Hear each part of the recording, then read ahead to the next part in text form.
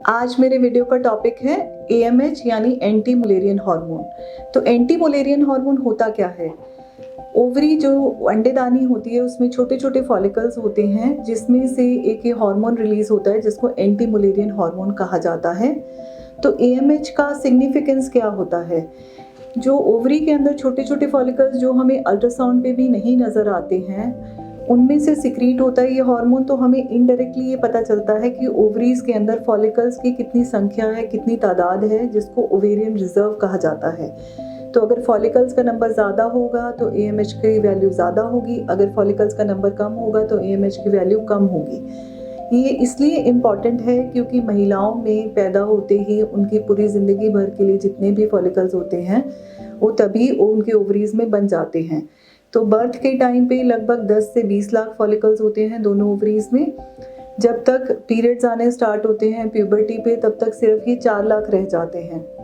40 साल की उम्र तक सिर्फ 25,000 फॉलिकल्स रह जाते हैं और जब तक मीनोपॉज़ आता है तब 1000 से भी कम फॉलिकल्स रह जाते हैं जो पुअर क्वालिटी के होते हैं और वो ग्रो नहीं करते हैं।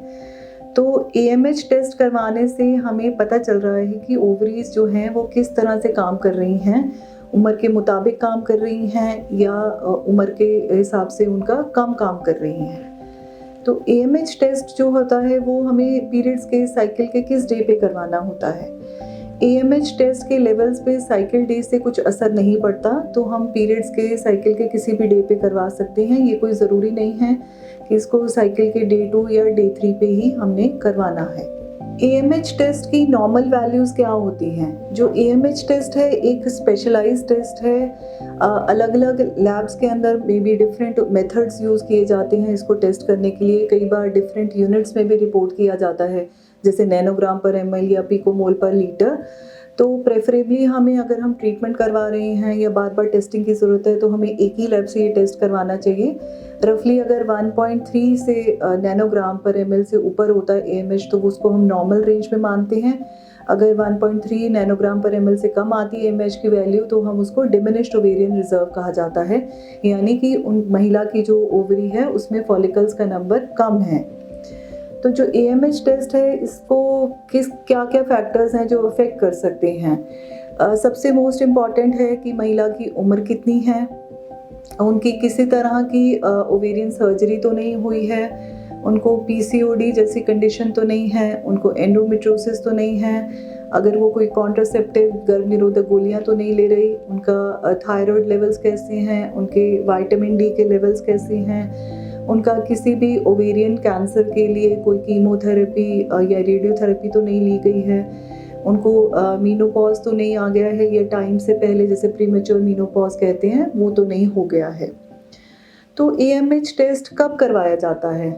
एएमएच टेस्ट अगर आप फर्टिलिटी ट्रीटमेंट करवाना चाहते हैं तो डॉक्टर के पास जाएँगे तो आपको डॉक्टर एडवाइस करेंगे एएमएच टेस्ट। इससे हमें पता चलेगा कि आपका ओवेरियन रिज़र्व कैसा है, आपकी ओवरीज़ कैसा काम कर रही हैं। अगर फर्दर आपको आईवीएफ ट्रीटमेंट के लिए जाना है तो आपकी जो इंजेक्शंस की डोज़ है उसको तय करने में भी एएमएच टेस्ट सहायक होता है, क्योंकि 75% से ज़्यादा वुमेन में जो एएमएच टेस्ट है उसका जो आपका ओवेरियन रिस्पॉन्स होगा आईवीएफ स्टिमुलेशन पे उसके साथ वो कोरिलेट करता है। तो अगर आप अभी फर्टिलिटी ट्रीटमेंट नहीं करवाना चाहते या आप प्रेगनेंसी अभी नहीं प्लान करना चाहते, किसी भी पर्सनल रीज़न से आप पोस्टपोन करना चाहते हैं, तब भी आप एएमएच टेस्ट करा सकते हैं। आप रीअश्योर हो जाते हैं कि आपको जल्दी करनी चाहिए प्रेगनेंसी प्लान, या अभी आप थोड़ा डिले करना चाहते हैं, या अगर आपको एग फ्रीजिंग की रिक्वायरमेंट है तो आप उसके लिए भी जा सकते हैं। तो आप लेकिन जो ट्रीटमेंट है हम वो एएमएच सिंगल वैल्यू पे नहीं जाते हैं, सिर्फ अगर हमारा क्लिनिकली कोरिलेट नहीं हो रहा और जैसे अल्ट्रासाउंड पे हमें फॉलिकल नंबर अच्छा नज़र आ रहा है या बाकी टेस्ट नॉर्मल हैं तो हम उसका रिपीट टेस्ट भी करवाया जा सकता है। तो अगर आप अपनी फर्टिलिटी के लिए वरिड हैं, आपकी एज बढ़ रही है, आप अभी प्रेगनेंसी नहीं प्लान कर रहे, तो भी आप एएमएच टेस्ट करा सकते हैं और अपने डॉक्टर के साथ ये डिस्कस कर सकते हैं। मेडिकवर फर्टिलिटी एक इंटरनेशनली रिनोन्ड फर्टिलिटी सेंटर है। यहाँ पे एडवांस्ड टेक्निक्स और मशीन्स के ज़रिए जांच और ट्रीटमेंट किया जाता है।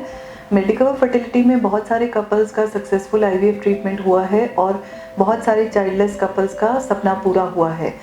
यहाँ पे बहुत ही एक्सपीरियंस्ड फर्टिलिटी एक्सपर्ट्स और एम्ब्रियोलॉजिस्ट हैं बेस्ट फर्टिलिटी ट्रीटमेंट प्रोवाइड करने के लिए। मेडिकवर फर्टिलिटी में RI विटनेस का भी यूज़ किया जाता है।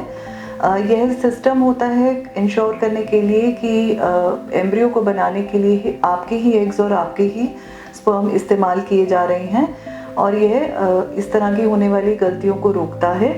आजकल मूवीज़ की वजह से लोगों में इस बारे में बहुत जागरूकता है, बट मेडिकवर फर्टिलिटी में यह सिस्टम पहले से ही इस्तेमाल किया जा रहा है।